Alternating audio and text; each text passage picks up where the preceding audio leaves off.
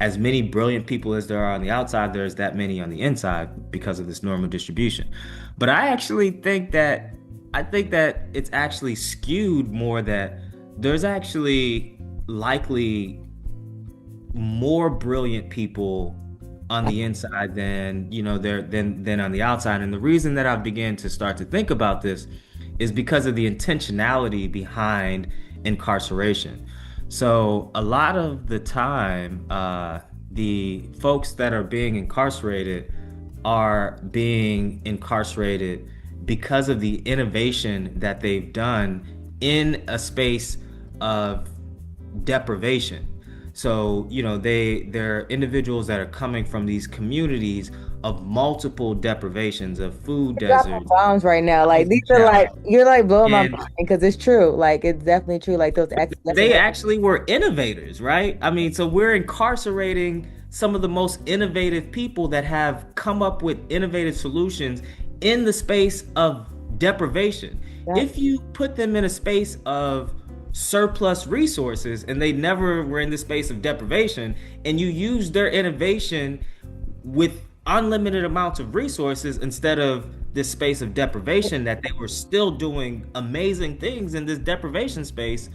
I mean, so I think we actually have more brilliant minds, and so that's why like I want this like institute to really help. I think the world would be a better place to help nurture that innovation instead of trapping them and stifling them and telling them that they're worthless and that they have no purpose, right? That's what I would like to see But I mean, intent. you could like literally just drop the mic there. Okay, okay. How's the day going? It's going. It's good. I Just know regular busyness. yeah, but it was hard to find a blank spot in your calendar. So I'm, definitely honored that you were able to fit us in for a bit and really excited to hear from your perspective as the director and curator of all of this, how the release of Breaking Chains is going for you. Yeah, so first, thank you for having me. And of course, thank you for accepting the invitation to be one of the co-authors. Your chapter is such an important contribution to the entirety of the piece. So, very happy that you said yes. And of course, it's a no-brainer for me to say yes to this. I know it's been challenging getting it scheduled, but definitely want to be part of the of this conversation. And I mean, it is as you know, we have 13 co-authors on this piece, and so it is such an honor and blessing to be able to have the opportunity to share your story and the other co-author's story in your voice. I think that was the biggest piece for me, is to allow others a platform for them to share their own authentic voice. And as you know, and maybe your viewers don't know, and so maybe I should give a little bit of background on that, is this stemmed from some work that a podcast that I had done in promoting my previous book, and I was sharing the stories. I was just talking about the work that we do at P2P, Prison to Professionals, how we help currently and formerly incarcerated men and women pursue higher education and put their lives back together and put a plan together for them to provide support for them, to put this plan together. And so Wiley reached out and asked for me to write a book on P2P and how we've helped various people. And of course, I came back to them and said, I would love to do that, but I don't want to write it. I want the people themselves to write it. I want their authentic voice to come through. They are, I believe that too often we as directly impacted people um, are exploited might be a very kind of too far of an extreme, but in some cases it definitely can be exploitation. But even in like a journalist or a writer's best attempt and most genuine attempt to be authentic and not to use harmful language, it still doesn't come out the same as the person's own voice. Absolutely. So that was just extremely important to me.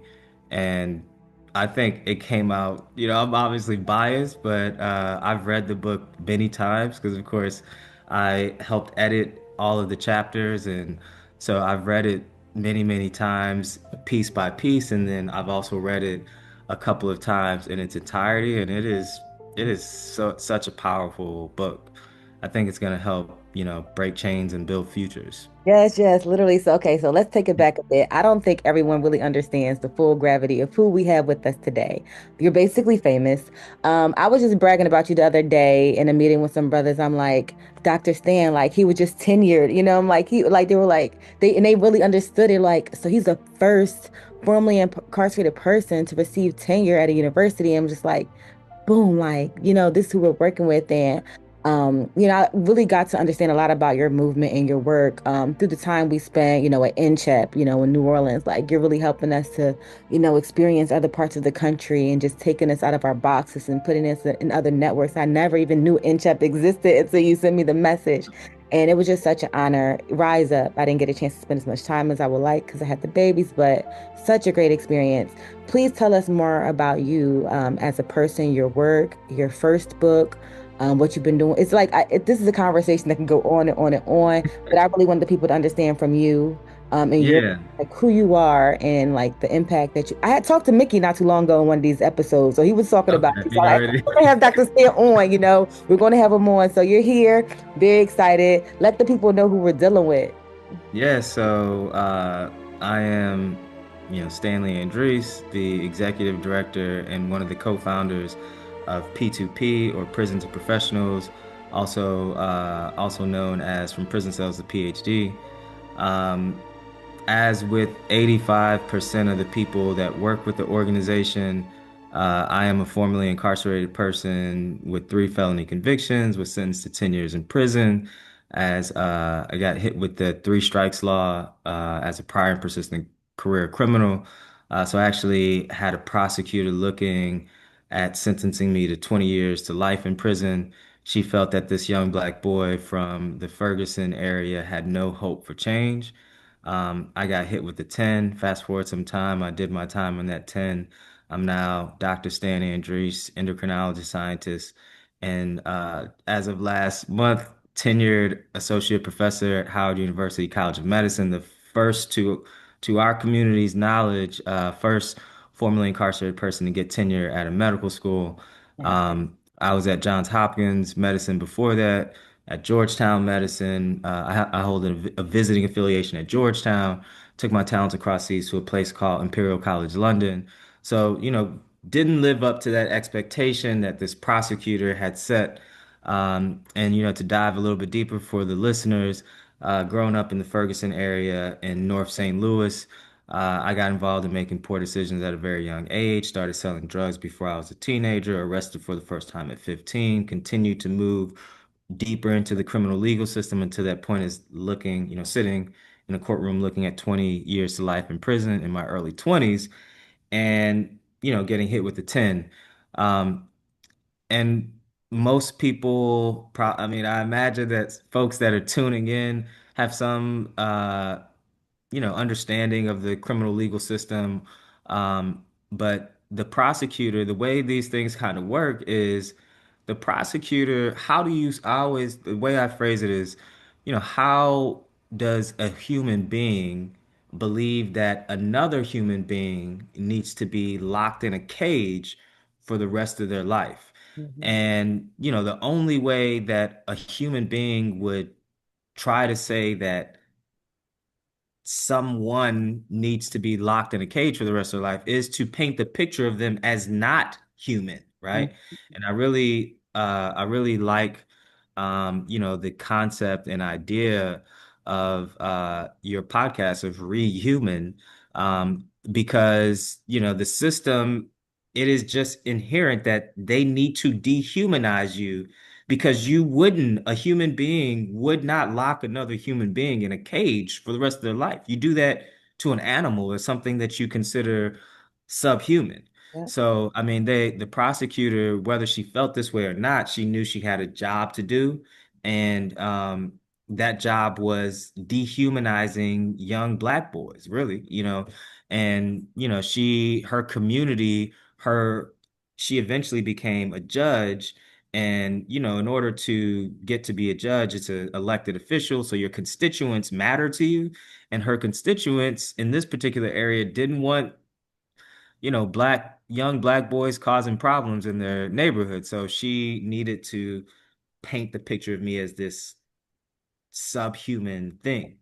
And Yeah. so I say that because I went into prison, and I believed that for a good portion of my incarceration. I was fortunate enough to have a mentor step into my life that saw me using my talents differently. That tied with, I ended up losing my father to his battle with type 2 diabetes, which led to me picking up my first scientific article while I was incarcerated.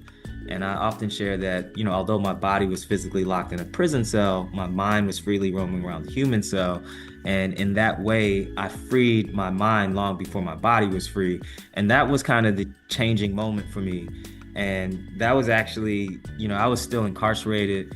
And, the person that I used to have these conversations with ended up being the co-founder of the organization. So the concept of the organization really began in those early conversations of really, to rehumanize folks, right? We wanted to help people unlock their minds and see their true potential. And so time went by. I eventually, with the help of this mentor, applied to a number of schools. I was rejected from every school except for the one. He was on the admissions committee. Got into St. Louis University, completed my MBA and PhD simultaneously in 4 years at the top of my class, and moved to those other places. And then eventually founded P2P some years later after getting out. And after having helped mentor a few folks that we were incarcerated with and help them use education, we came to this understanding that if you provide mentorship, you provide, peer mentorship from people who have been through what you've been through, then you build a community, which is what we had started to do in our small group, a community of people who've been through what you've been through that aspire to something bigger than what society sees us doing. And then you provide access. So P2P basically does those three things. We provide mentorship, we provide community, and we provide access. That mentor for me, I had gotten rejected from all these places, but he gave me access to this door. He let me in. He talked to his colleagues and he let me in. And so that's what we do. And that was 8 years ago. Fast forward 8 years, we've now had over 2,500 people apply to the program, about 1,000 go through the program, and about 750 people complete the program. Yes. I mean, you said so many things that have my wheels turning. I mean, the importance of community and your network, how Yep. that, allowed you to become who you are today. Like, makes me think of a redwood tree, like, you're like soaring, or even like a bamboo. Like it starts off, it's slow, it's slow, it's slow, but once it starts shooting, it like shoots exponentially, and so Right. like you like this rocket and you're taking so many of us along with you. And we're grateful. You had mentioned how young you were when you started to engage in selling illegal substance, but it was like you were using the tools that you had with what you knew at such an early age, like, so you're already so advanced. And it just makes me think, like, instead of addressing the root causes in the system, like how they just rather lock away, how many other geniuses did they lock away that weren't able Yeah, to make a way out like you did, and had that a community lot. network and someone to believe in them. So it's so many geniuses, like so many kings we have, so many queens we have that have Yeah, like exponential potential as well, but we've like just covered them and buried them. And yeah. so, yeah, you just got my wheels turning a lot. Going back even further, to your interest in endocrinology, you mentioned your father. Can you kind of take us into like that thought process? So you picked up the scholarly article, you knew what was going on in your family. You felt like you could learn something to apply, the practical, practically apply what it is that you were learning to someone that you really cared about, and you felt like you could heal the community. Like, how did that article turn into the action for you? Like, how long did that take? Like, what was that process? Yeah, The so book, I, but the piece that I didn't just add to what I shared was it was really I picked it up because I didn't know what it was gonna be useful for really when I started. It was actually a coping mechanism. So I was just, in pain because I was losing my loved one and I wasn't there. I'm the youngest of five. My family are Haitian immigrants, so like we were a close-knit family. And to be going through death and dying and having losing loved ones is difficult, but then going through that while you're locked in a cage is this exponentially more challenging thing because of it's hard to be human inside. Like it's hard to have regular human emotions like crying and feeling sad and being angry because those things could literally bring harm your way inside. So I was actually trying to cope, and also because he was my father was relatively healthy in my eyes. I knew he had diabetes when I went away. And then it just like the disease just exponentially like became worse. And my assumption was that I had something to do with it. So I had this sense of guilt actually. And I started reading to try to find out to really kind of help alleviate my guilt a little bit because I felt that it was clearly because of me leaving and all the pain that I had brought to him and the family because we had kind of fallen off through all the bad decisions that I was making even leading up to prison. And I felt that this was what drove him into losing his life. And so I started reading kind of out of coping and out of like feeling this deep sense of guilt and shame. And I came to fall in love with like the human cell and endocrinology and learning about the condition. And I also came to learn that uh maybe I played a role, but maybe it wasn't as deeply as like I was feeling it was. So Mhm. it was all about coping, but then I just like fell in love. Like, and then as I mentioned, I began to understand that I am more than what this prosecutor was saying about me. There's more potential, there's more to life. Like I just began like living in my head almost to where like I was no longer incarcerated. And I think like one of the things that we do in the program is even unfortunately, because of the trauma of incarceration, a lot of people, their body leaves prison and they're no longer physically incarcerated, but they sometimes, remain psychologically and emotionally incarcerated for the rest of their life. I mean, prison, it's very well documented the post-traumatic stress that prison brings, and it can literally lock your mind up for the rest of your life. And so we understand that, and I understood it on that personal level. So a lot of the work that P2P does is trying to help people unlock that. Mhm. And I mean, we try to help people find their passion. For me, like I found something that I was passionate about, and that helped me unlock my, incarcerated mind.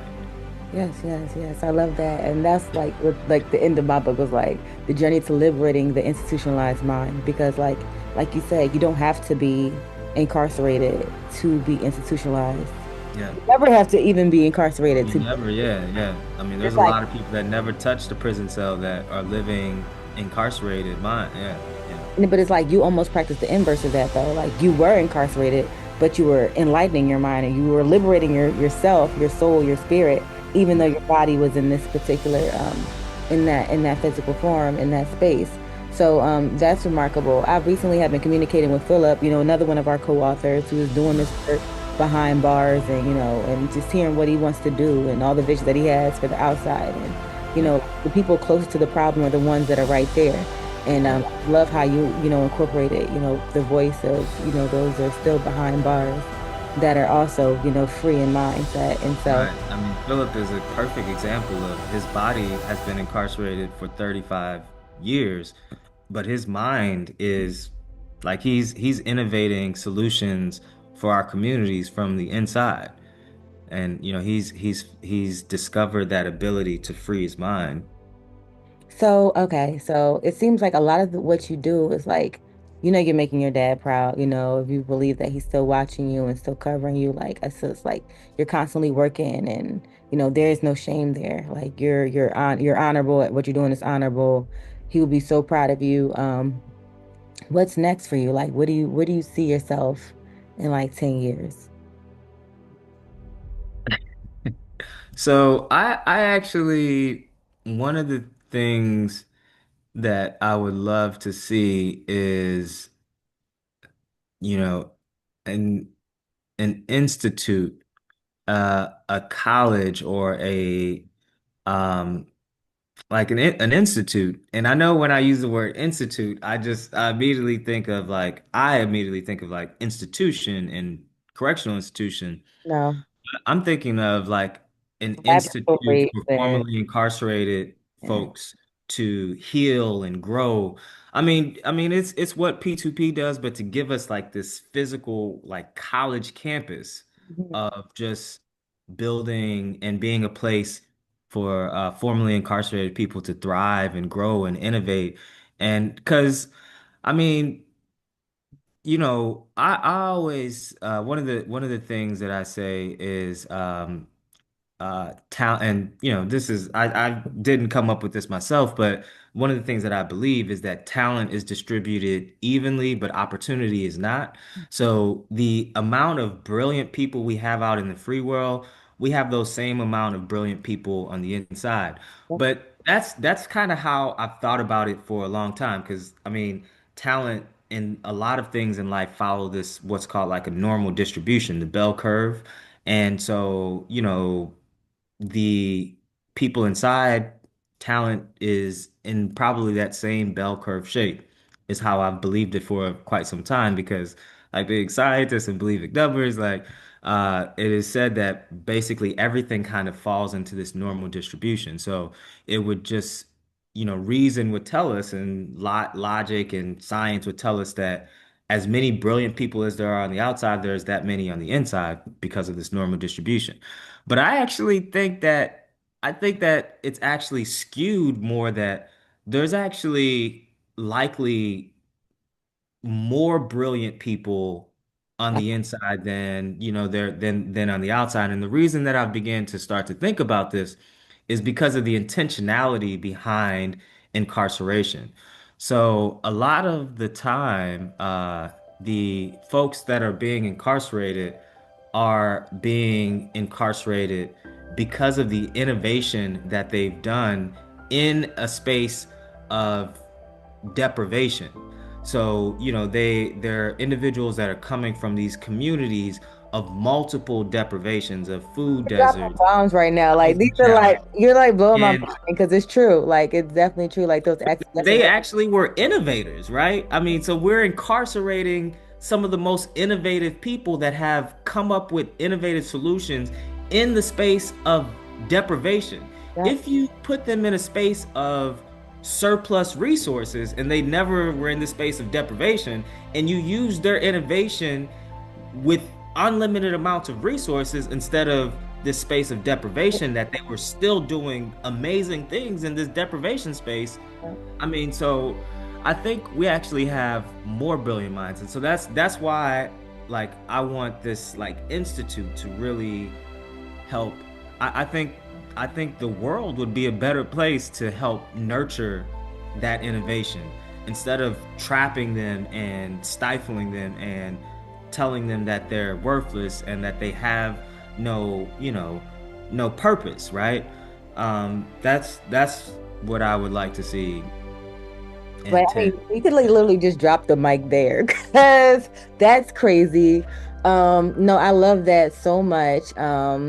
I mean, definitely makes sense that it'd be so much more concentration of ingenuity there because of like the fact that so many people that are making a way in our space of scarcity, but we're like persevering, busting through concrete, roses busting through concrete, but getting chopped down by weed whackers that are hating on the fact that we're not staying in line, not following the assignment, not taking the folder that we were handed, but literally just making a way regardless. And so we're concentrated in this bunch. And if they had access to all the tools, the laboratories, the investments, the books, the technology, Be all the insane. things, it We would would, be crazy. It would be would crazy. be crazy. Okay. All right. I was not even trying to go there. Like I'm in, I'm bought in, sign me up, I'm down. All right. Unlike higher ed. So y'all P2P, y'all do so many different things. Unlike higher ed is a major leg of this movement that I could definitely see being the direct pathway to the institution, or Mm, institute. I'm sorry, the institute. Um, mm. let's talk about. Tell us about unlike higher ed and what y'all have been doing. The vanity Yeah. box and all those different things. And Yeah, so Unlock Higher Ed is led by another one of our co-authors on the book Breaking Chains, Building Futures, Judith Negrón. And Unlock Higher Ed has grown under her leadership to a place that I think we're nearing the tipping point of really like moving to this other level with it. I mean, with organizations and structure, with P2P, we reached kind of a tipping point where really investors and funders started buying in to the idea, and then it started to grow. I think we're nearing that place with Unlock Higher Ed. So Unlock Higher Ed is um, P2P is one of the co-founders of Unlock Higher Ed. Unlock Higher Ed was a coalition of currently and formerly incarcerated people that came in organizations that came together, P2P and myself being one of them, that said that our voices, meaning directly impacted people's voices, needed to be elevated in this space of what we call education justice. So, thinking about criminal legal system reform in the space of higher education.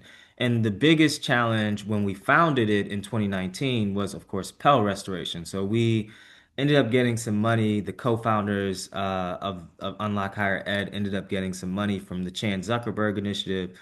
Those funds landed with Sarita Steib in Operation Restoration in New Orleans, was one of the co-founders, and we began doing the work to unlock higher ed.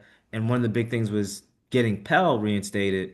And, within less than 2 years of really like full force putting centering our voices of currently and formerly incarcerated people, Pell got passed. Pell, it's not that, I think it was the concerted effort because there was a lot of formerly incarcerated champions that had kind of individually been pushing for Pell restoration. And of course, for listeners not familiar, yes. before 1994 in the Clinton crime bill, one of the biggest, crime bills in our history that really escalated exponentially the people that were, mass incarceration, but it also took away Pell Grants from the inside. So before 1994, people were getting bachelor's, master's, doctorate degrees on the inside.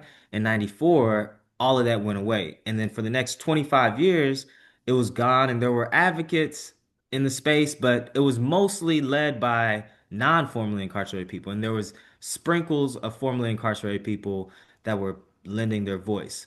But unlike higher ed, put this collective power of this massive amount of formerly and currently incarcerated voices. And we held just event after event after event in those short couple of years, where we brought a bunch of currently and formerly incarcerated people to the Hill. And of course, Pell was reinstated in 2021. Um, and then, of course, we were also working on Ban the Box, remove the criminal conviction question from college applications, and also something called the Common Application. We were successful in doing that. We were successful in I think there's more than 10 states now. Maryland and New Orleans were two of the first ones. And so now we're moving into the space of Judith has brought us into the next, you know, Unlock Higher Ed 2.0, where Pell is passed now, Ban the Box has movement, And now we're looking to be able to support the individual states to really, you know, just open the floodgates and get as many people, even more people, pre 1994. Because pre 1994, there was actually like a large percentage of the prison population were engaging in college classes, and then it just basically went to zero. So now Unlock Higher Ed is trying to help open the floodgates to like we want a crazy number of people inside to be inside in college classes. Like, I Mhm. mean, we think at the moment only 4% of formerly incarcerated people have some type of college level experience. We want to jump that to like 60% of the prison population being in school, and that's what Unlock Higher Ed It's in a so nutshell doable. is trying to do. And it's so doable because when you're in there, you're looking for things to engage in, so like it's a Yeah. really productive way. It's a way to, it's across the aisle. It's across the aisle type of thing. You talk about public safety, you talk about national security, you talk about, workforce readiness, workforce Yeah. replacement, all the things. And so Yeah. it's a solution to So a our lot. community is safer. Yeah. Yep, yep. No So brainer. that is a no-brainer. All right, all right. So I don't want to hold you all day. Um, Going back to Breaking Chains, who do you want to have this book? I know it's the first edition. What is your vision for subsequent editions? So great question. At this moment, I want to we have a 2-year agreement with the publisher Wiley to, publicize and work with their publicist and team to get this in the hands of as many people as we intended it to do.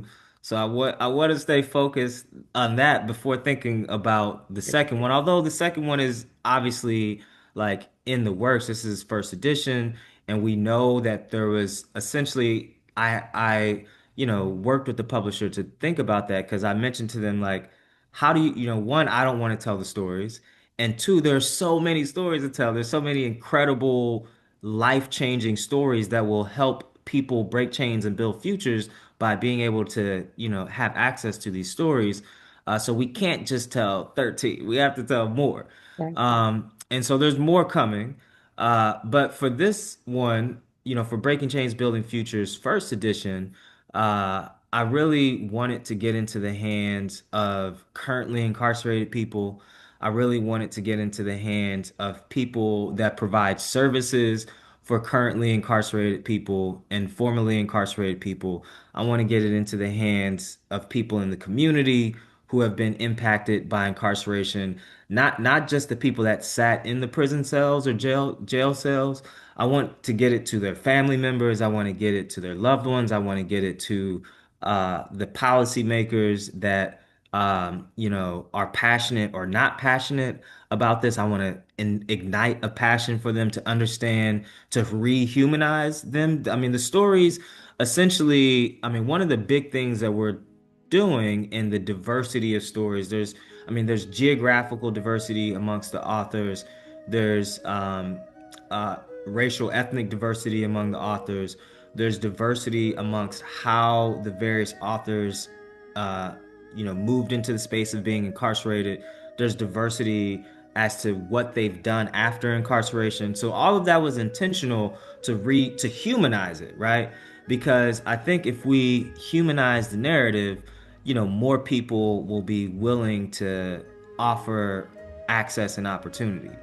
And so for the people that have the power to offer access and opportunity, I want it in their hands, the policymakers, the program officials, the funders, the people that are serving this community. And then, of course, I want it in the hands of the directly impacted, currently and formerly incarcerated men and women, so they can see themselves. I mean, we have so many different stories that there's it would I mean, even just amongst those 13 stories, I think it would be hard for someone not to find themselves in it. Like Mhm. they would be able to see and say, I went through that, and I experienced that, and I can see that, and I can see where this person is now. That can be me.